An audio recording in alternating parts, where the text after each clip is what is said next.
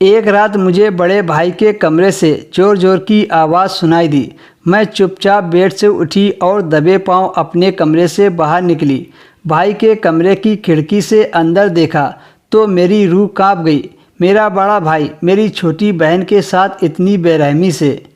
एक रात की बात है, मेरा बड़ा भाई कमरे में आया। उसे लगा कि मैं सो रही हूँ। कुछ देर तक मुझे और मेरी छोटी बहन को देखने के बाद वापस चला गया। फिर थोड़ी देर बाद मेरी छोटी बहन बेड से उठी और कमरे से बाहर चली गई।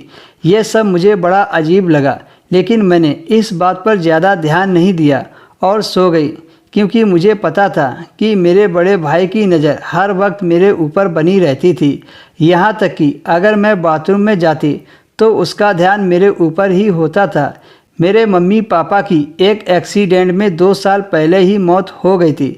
तब मैं 15 साल की थी और मेरा बड़ा भाई, जो उम्र में मुझसे 5 साल बड़ा था, वही मेरी और मेरी बहन की देखभाल करता था। मेरा भाई एक प्राइवेट बैंक में नौकरी करता था। वह मुझसे ज़्यादा बात नहीं करता था, लेकिन मेरी छोटी बहन पल्लवी से उसकी खूब बनती थी। एक रात मेरी आँख खुली तो देखा मेरी छोटी बहन बेड पर नहीं थी। तभी मुझे बड़े भाई के कमरे से आवाज़ आई। मैं चुपचाप बेड से उठी और दबे पांव अपने कमरे से बाहर आ गई। लेकिन जैसे ही मैंने भाई के कमरे की खिड़की से देखा तो मेरी रूह कांप गई। मेरा बड़ा भाई छोटी बहन के साथ सो रहा था। मुझे किसी भी हाल में जानना था कि मेरे बड़े भाई और छोटी बहन के साथ यह सब क्या चल रहा है। अगले दिन मैंने छोटी बहन से पूछा, तुम रात में बड़े भाई के कमरे में क्यों सोई थी?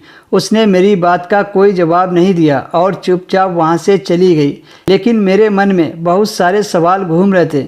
ऐसे ही काफ़ी दिन गुजर गए। एक दिन मैं स्कूल से थोड़ा जल्दी घर आ गई, क्योंकि मेरी तबीयत ठीक नहीं थी।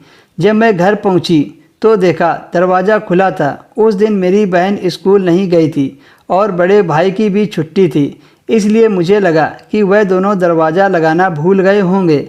मैंने दरवाज़ा खोला और सीधा घर के अंदर आ गई। अंदर आकर मैंने अपनी छोटी बहन को आवाज़ लगाई तो कोई जवाब नहीं मिला। तो मैंने कमरे में जाकर देखा। कमरे का नज़ारा देखकर मैं दंग रह गई, क्योंकि मेरी बहन तो भाई के साथ